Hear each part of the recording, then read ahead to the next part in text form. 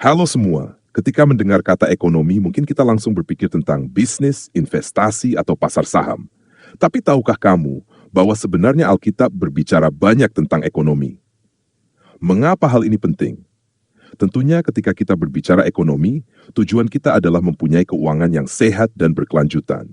Untuk mencapai tujuan itu, tentunya kita harus belajar. Ada pepatah mengatakan, guru yang paling baik adalah pengalaman sejarah. Alkitab adalah salah satu sumber yang terbaik dalam belajar dari pengalaman sejarah. Bukan hanya belajar dari kisah sukses tokoh-tokoh yang ada di dalamnya, tetapi juga belajar dari kegagalan mereka.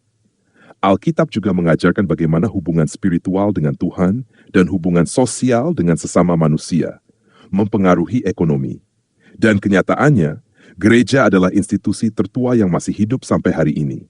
Oleh karena itu penting bagi kita untuk mempelajari bagaimana cara bekerja, berbisnis, dan mengelola menurut firman Tuhan. Yesus berkata di dalam Matius 6 ayat 33, "Tetapi carilah dahulu kerajaan dewa dan kebenarannya, maka semuanya itu akan ditambahkan kepadamu." Apa yang bisa kita dapatkan dari kerajaan dewa dan kebenarannya? Apakah kita disuruh berdoa supaya berkat turun gedebuk dari langit?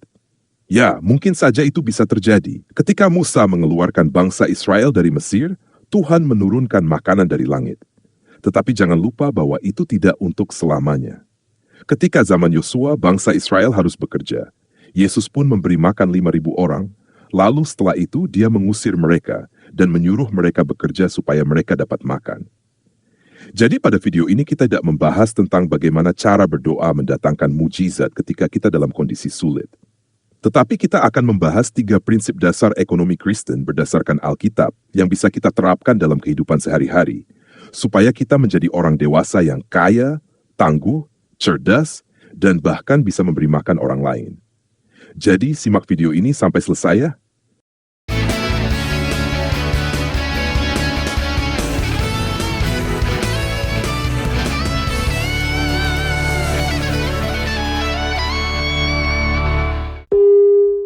Nah, jadi inilah 3 prinsip dasar ekonomi Kristen.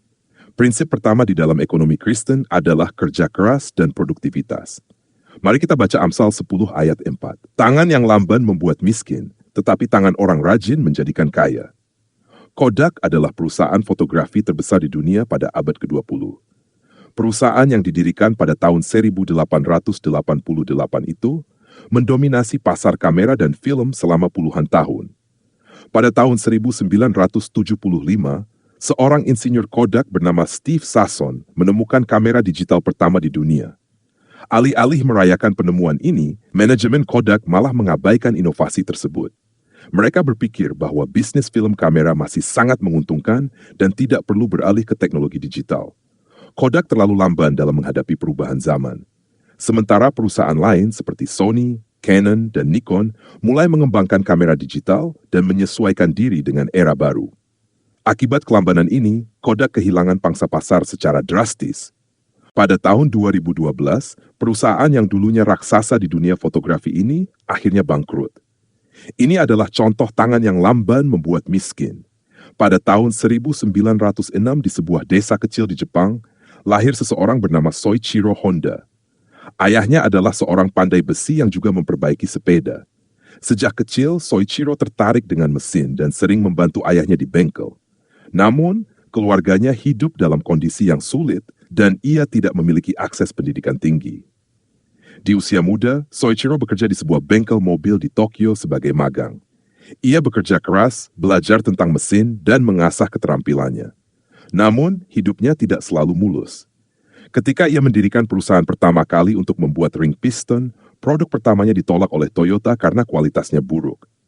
Alih-alih menyerah, Honda terus bekerja keras memperbaiki desainnya. Ia bahkan kembali belajar teknik mesin untuk menyempurnakan produk-produk buatannya. Setelah bertahun-tahun berjuang, akhirnya Toyota menerima ring piston buatannya dan bisnisnya mulai berkembang. Namun, tantangan belum usai. Perusahaannya hancur akibat Perang Dunia Kedua dan Jepang mengalami krisis besar. Namun, Honda tidak tinggal diam. Ia melihat peluang dengan membuat sepeda bermotor sederhana menggunakan mesin kecil yang tersisa dari perang.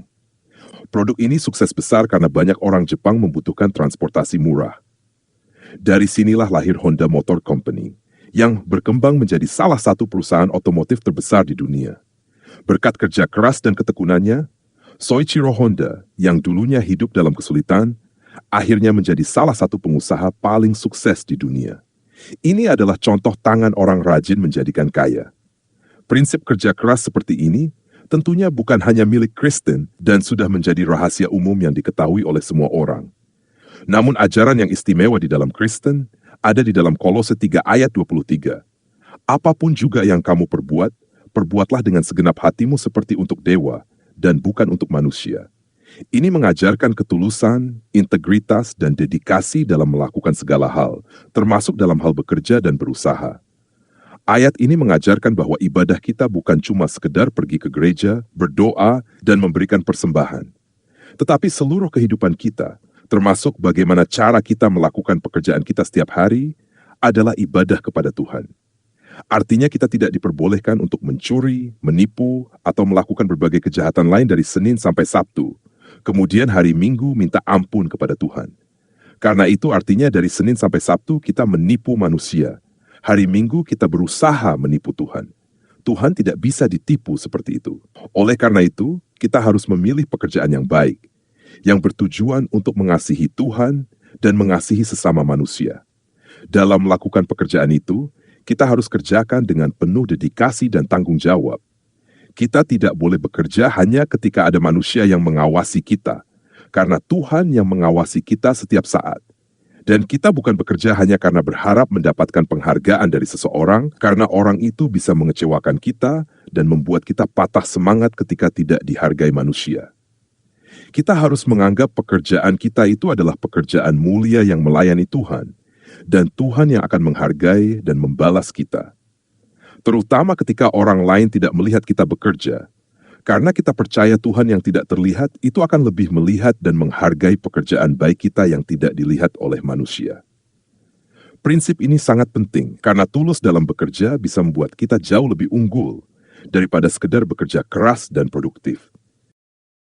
Tentunya kita ingin mempunyai mitra kerja yang bekerja keras, produktif, tulus, dan bahkan memberikan lebih dari yang seharusnya. Oleh karena itu, kita yang harus terlebih dulu menjadi mitra bekerja keras, produktif, tulus, dan memberi lebih bagi orang lain.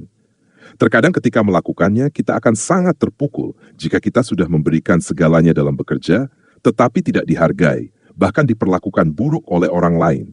Ini bisa membuat kita patah semangat, dan bahkan bisa membuat kita berhenti bekerja dengan baik.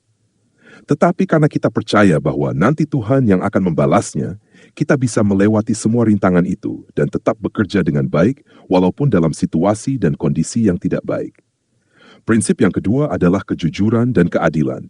Amsal 11 ayat 1 berkata, "Neraca serong adalah kekejian bagi dewa, tetapi ia berkenan akan batu timbangan yang tepat." Warren Buffett adalah CEO Berkshire Hathaway yang dikenal sebagai pengusaha yang sangat jujur dan berintegritas dalam menjalankan bisnisnya. Sejak muda, Buffett sudah menunjukkan prinsip kejujuran dan etika bisnis yang tinggi. Ia tidak pernah tertarik pada cara cepat untuk kaya, tetapi selalu fokus pada investasi jangka panjang yang sehat dan transparan. Kejujuran dan integritas dia adalah kunci sukses yang membuat banyak orang berinvestasi di perusahaannya.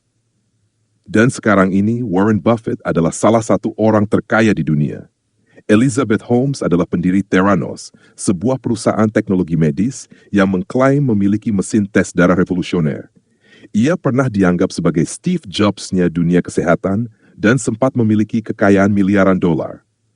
Holmes meyakinkan investor bahwa teknologinya bisa mendeteksi berbagai penyakit hanya dengan setetes darah, padahal alat tersebut tidak pernah berfungsi. Ia memalsukan data, menipu investor, dan bahkan memberikan hasil tes darah yang salah kepada pasien. Pada akhirnya, kebenaran terungkap. Investigasi dari The Wall Street Journal menunjukkan bahwa teknologi Theranos adalah kebohongan besar. Perusahaan itu akhirnya bangkrut, investor kehilangan miliaran dolar, dan Holmes dijatuhi hukuman 11 tahun penjara karena penipuan. Ekonomi yang sehat hanya bisa berjalan jika ada kejujuran. Bisnis yang tidak jujur mungkin terlihat menguntungkan dalam jangka pendek, tetapi akhirnya akan membawa kehancuran. Yesus berkata di dalam Lukas 16 ayat 10, "Barang siapa setia dalam perkara kecil, ia juga setia dalam perkara besar." Dan barang siapa tidak benar dalam perkara kecil, ia juga tidak benar dalam perkara besar. Pada tahun 1994, Jeff Bezos bekerja di Wall Street dengan karier yang sukses. Namun, ia melihat potensi besar dalam internet dan memutuskan untuk memulai bisnis online. Ia memilih menjual buku secara online, bukan karena ingin langsung kaya, tetapi karena percaya bahwa buku adalah produk yang bisa dijual dengan mudah dan memiliki pasar luas. Bezos memulai Amazon dari garasi rumahnya di Seattle, dengan modal kecil dan hanya beberapa karyawan. Ia mengemas dan mengirim buku sendiri, memastikan setiap pelanggan puas dengan layanannya. Sejak awal, Bezos sangat berfokus pada pelayanan pelanggan. Ia selalu berkata bahwa Amazon harus menjadi toko yang paling customer-centric di dunia. Ketika Amazon masih kecil, Bezos sering sendiri membaca ulasan pelanggan dan bahkan mengirim email kepada mereka untuk meminta saran.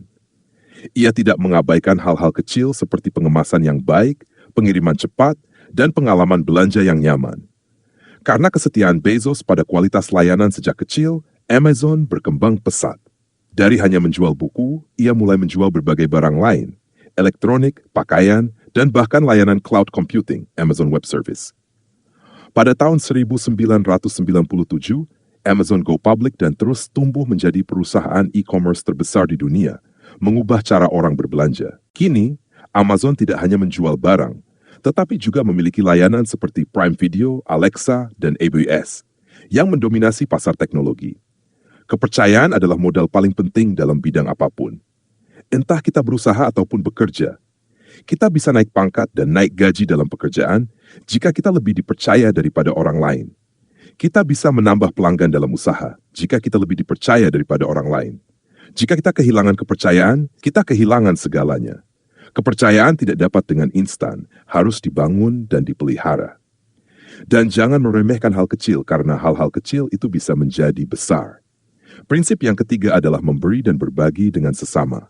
Yesus berkata di dalam Lukas 6 ayat 38, "Berilah, maka kamu akan diberi. Suatu takaran yang baik, yang dipadatkan, yang digoncang dan yang tumpah keluar akan dicurahkan ke dalam pangkuanmu." Jimmy Donaldson adalah contoh modern yang membuktikan ajaran Yesus ini benar. Jimmy memulai kariernya di YouTube saat masih remaja dengan membuat channel MrBeast. Awalnya, ia hanya membuat video biasa seperti kebanyakan YouTuber lainnya. Namun, kesuksesannya dimulai ketika ia mulai memberi kepada orang lain dalam jumlah besar. Dia menjadi terkenal karena membagikan uang dalam jumlah besar kepada orang-orang secara acak, seperti memberikan $100,000 kepada tunawisma, membayar hutang mahasiswa, memberikan mobil dan rumah gratis kepada orang-orang yang membutuhkan, membuka restoran gratis dan supermarket bagi mereka yang kesulitan ekonomi. Yang luar biasa, semakin banyak ia memberi, semakin besar kanal YouTube-nya tumbuh. Videonya yang penuh aksi kebaikan menarik jutaan penonton dan pendapatannya dari YouTube terus meningkat. Mungkin tidak semua orang cocok dan harus menjadi seperti Jimmy MrBeast. Tetapi pesan yang ingin disampaikan adalah apa yang Yesus ajarkan bukanlah omong kosong yang tidak cocok untuk diterapkan di dalam bisnis dan pekerjaan. Ada banyak contoh orang yang memberi dan bertambah kaya seperti yang Yesus ajarkan.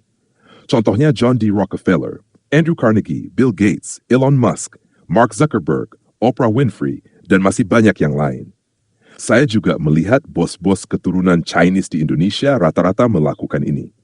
Mereka tidak segan untuk memberikan uang kepada orang. Pemikiran logis sederhananya seperti ini. Ketika kamu memberi kepada orang lain akan berkata kamu adalah orang yang baik. Semua orang mau berbisnis dan bekerja dengan orang yang baik. Tidak ada yang mau berbisnis dan bekerja dengan orang yang pelit. Semakin kamu baik kepada orang lain akan semakin memberikan kamu peluang bisnis. Tinggal pintar-pintar kamu dalam memilih peluang yang datang, dan itu akan membuat kamu semakin kaya. Yesus berkata di dalam Lukas 16 ayat 9, "Dan aku berkata kepadamu, ikatlah persahabatan dengan mempergunakan mamon yang tidak jujur, supaya jika mamon itu tidak dapat menolong lagi, kamu diterima di dalam kemah abadi." Jadi yang Yesus ajarkan ketika kamu punya uang, bukanlah menghabiskan uang kamu dengan membeli barang-barang mewah untuk dirimu sendiri, ataupun berfoya-foya dalam pesta pora atau lainnya, karena uang itu bisa habis. Yang Yesus ajarkan adalah berinvestasilah pada persahabatan dengan orang lain ketika kamu punya uang. Dengan demikian, Yesus mengajarkan kita untuk tidak menjadi orang tamak yang mencintai uang. Ketika sesuatu yang buruk terjadi, misalnya ketika kita dirampok, kita tidak masalah dengan memberikan uang kita, dan itu menyelamatkan nyawa kita. Atau misalnya ketika kita mengalami kesusahan, kemungkinan ada orang lain yang balas membantu kita di dalam kesusahan kita. Selain itu, Yesus juga mengajarkan di dalam Matius 6 ayat 3. Tetapi jika engkau memberi sedekah, janganlah diketahui tangan kirimu apa yang diperbuat tangan kananmu. Hendaklah sedekahmu itu diberikan dengan tersembunyi. Maka Bapamu yang melihat yang tersembunyi akan membalasnya kepadamu. Ayat ini mengajarkan kita untuk tidak mempamerkan diri kita sendiri ketika memberikan sesuatu untuk menolong orang lain. Yang pertama adalah supaya kita membuktikan bahwa kita menolong dengan tulus. Jika kita mempamerkan pertolongan kita, pada saatnya kita akan terlihat sebagai orang munafik yang hanya menolong orang karena ada maunya. Jadi lebih baik kita diam ketika menolong orang lain. Biarkan orang lain yang bercerita bagaimana kita menolong mereka. Kesaksian orang lain bahwa kita adalah orang baik jauh lebih kuat daripada kita sendiri yang mengklaim kita adalah orang baik. Ekonomi dalam Alkitab bukan hanya tentang mencari keuntungan, tetapi juga tentang berbagi. Kita diberkati bukan hanya untuk diri sendiri, tetapi juga untuk menolong orang lain. Dan hal terakhir yang perlu kita pelajari adalah 2 Korintus 9 ayat 7. Hendaklah masing-masing memberikan menurut kerelaan hatinya, jangan dengan sedih hati atau karena paksaan, sebab Dewa mengasihi orang yang memberi dengan sukacita. Artinya kita harus memberikan benar-benar berdasarkan kerelaan hati dan sukacita dari apa yang kita punya. Kita bukan harus memberikan kepada siapapun dan apapun yang mereka minta. Dan kita tidak perlu sampai berhutang atau memberikan apa yang sebenarnya bukan kita punya. Jadi inilah ketiga prinsip dasar ekonomi Kristen yang kita pelajari hari ini. Prinsip yang pertama adalah bekerja keras, produktif, dan tulus. Apapun pekerjaan kita, itu adalah ibadah kepada Tuhan. Prinsip yang kedua adalah kejujuran dan keadilan. Kita harus punya dedikasi dan integritas di dalam pekerjaan, walaupun itu adalah hal-hal kecil. Prinsip yang ketiga adalah memberi dan berbagi dengan sesama. Kita harus memberi dari apa yang kita punya dengan sukacita. Sekarang saatnya kita gunakan apa yang kita pelajari untuk berdiskusi atau sharing di dalam kelompok kita.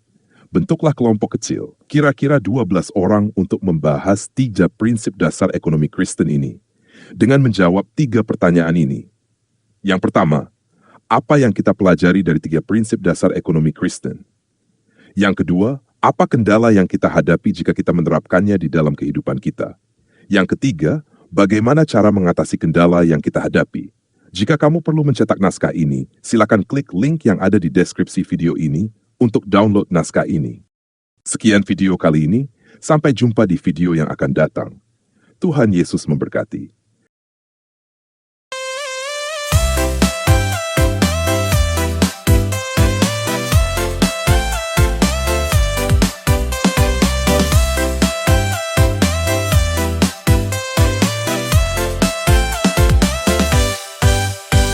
Pergi pagi-pagi, pulang petang-petang, pala pusing-pusing, pinggang pegal-pegal.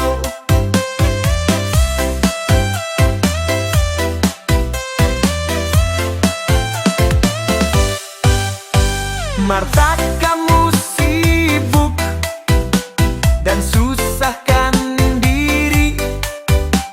Maria telah ambil bagian terbaik.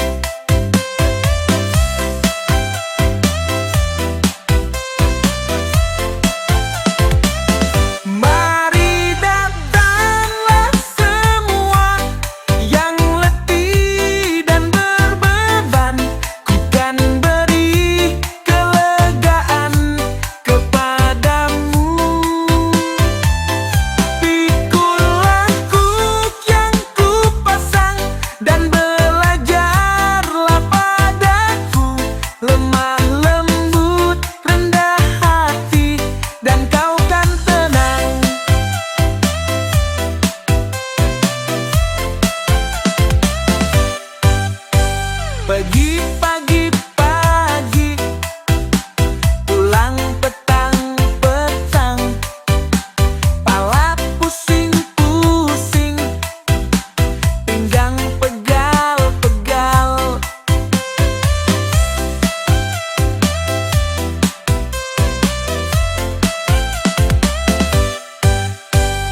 Marta, kamu sibuk dan susahkan diri. Maria telah ambil bagian terbaik.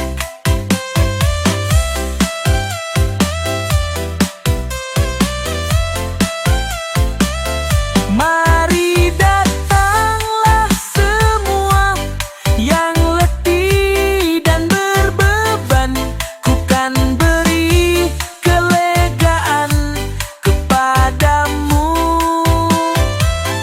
Pikulah kuk yang ku pasang dan belajarlah padaku. Lemah lembut, rendah hati, dan kau kan tenang. Mari datanglah semua yang letih dan berbeban, ku kan beri kelegaan kepadamu.